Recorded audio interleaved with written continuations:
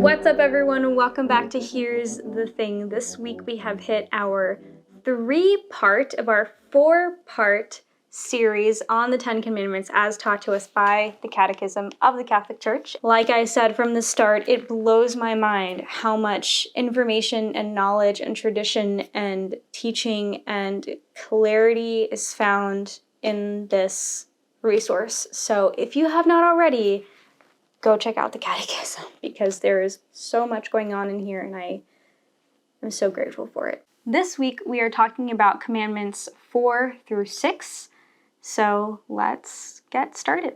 The 4th commandment: honor your father and your mother, that your days may be long in the land which the Lord your God gives you. This was the commandment that was constantly thrown at me, both by my parents and those who catechized me at church, and I thought it was the most annoying thing, and all the more reason for me not to obey them.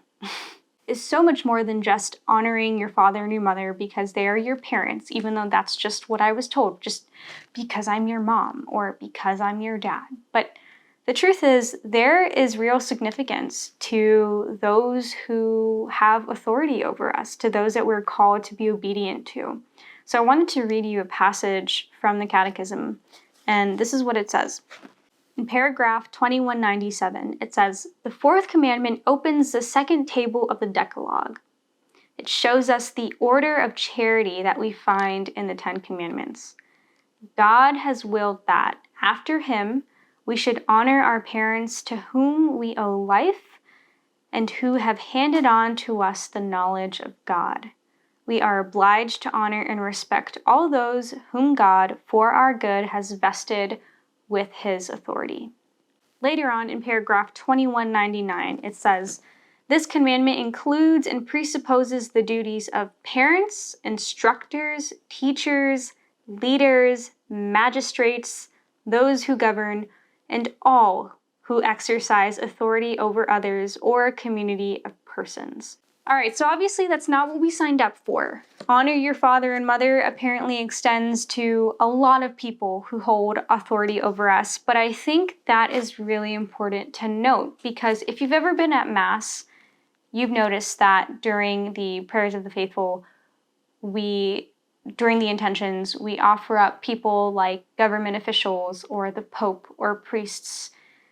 We offer up families and holy vocations and anyone who has a place in authority, because we recognize the power that's given to those who are put in those places. While we might not always agree with those in power or the way that we're treated by those who have authority over us, we pray that they realize the position that they've been blessed with and that they use it for their good. We trust that more often than not, our parents do what they do out of love for us, that those who hold authority over us do what they do out of love and care for us, and we offer them up to the Lord so that they do and that they can. And we also realize that when we learn how to obey, to be obedient, to listen, and to respect those above us, we grow in acknowledgement of what it means to be that way, to humble ourselves in front of God. All right, so the 5th commandment: you shall not kill. I think this kind of goes without saying, but in case it doesn't, let's get into it. In paragraph 2258, the Catechism teaches, "Human life is sacred because from its beginning it involves the creative action of God, and it remains forever in a special relationship with the Creator, who is its sole end. God alone is the Lord of life from its beginning until its end. No one can, under any circumstance, claim for himself the right directly to destroy an innocent human being." Obviously, when the commandment was given to us way back in the day of Moses' time, there was a lot more contact or frequency of killing that most of us thankfully don't have to be in contact with or interact with or have an experience with on a day-to-day basis. But that doesn't mean that the fifth commandment isn't something that we can apply today. It's something that is still very relevant, just in a different way, because it also has a spiritual significance, a metaphorical significance of what it means to love those properly around us. And not just by being kind or doing generous acts, but acknowledging the dignity and the sacredness of every person, because every person is made in the image and likeness of God. We might not like everybody we come in contact with. We have to acknowledge the sacredness of their person and of their life.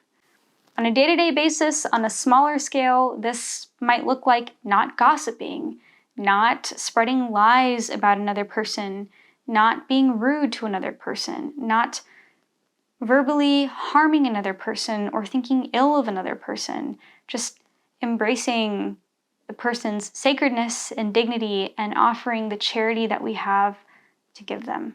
If you're really interested on what the church has to say about this in depth, you're gonna want to check it out in the Catechism. It talks about defense and what's legitimate in that respect. It talks about intentional homicide. It talks about suicide.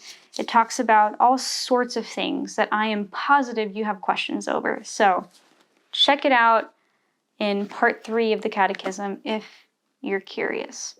And our last commandment for the day is the 6th commandment. You shall not commit adultery.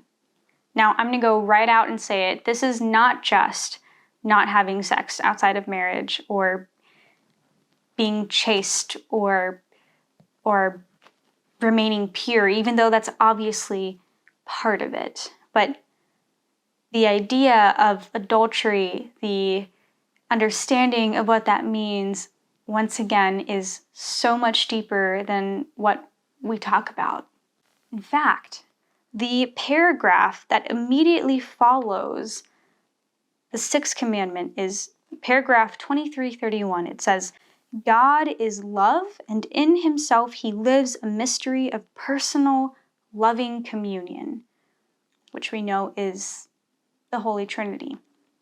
Creating the human race in his own image, God inscribed in the humanity of man and woman the vocation and thus the capacity and responsibility of love and communion. Ultimately, you shall not commit adultery is a call to recognize ourselves not just as sexual beings, even though that's important, but as people, as persons made in the image and likeness of God, created for love, to be loved, to give love, to receive love, to live in love. And to realize that our sexuality is, in fact, a part of that. Later in paragraph 2333, it says, everyone, man and woman, should acknowledge and accept his sexual identity. Physical, moral, and spiritual difference and complementarity are oriented toward the goods of marriage and the flourishing of family life. Talking about chastity, Catechism says, the chaste person maintains the integrity of the powers of life and love placed in him. This integrity ensures the unity of the person. It is opposed to any behavior that would impair it, and it tolerates neither a double life nor duplicity in speech. Meaning, when we strive to live chaste lives, when we strive to uphold this commandment by acknowledging and embracing our sexuality and mastering it and engaging it on a daily basis in a way that is right and just and good and beautiful and true, we become more of the people that we were always created to be.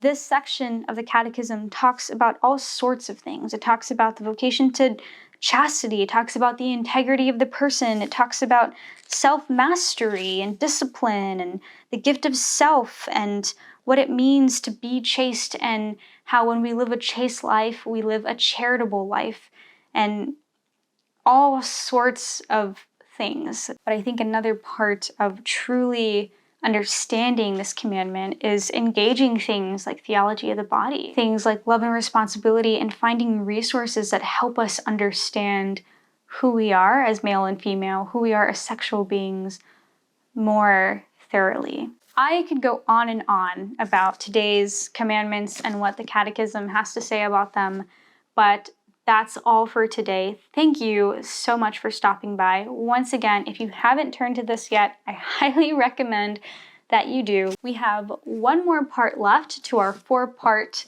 series on the Ten Commandments as taught to us by the Catechism of the Catholic Church. If you haven't checked out the videos prior to this one, go check them out. Thank you so much for stopping by. Make sure you give this video a thumbs up. Subscribe to the Live Teen channel if you have not already. Let us know what you would like to see in the comment section below, and I will see all of you very soon. Stay holy, my friends. Bye!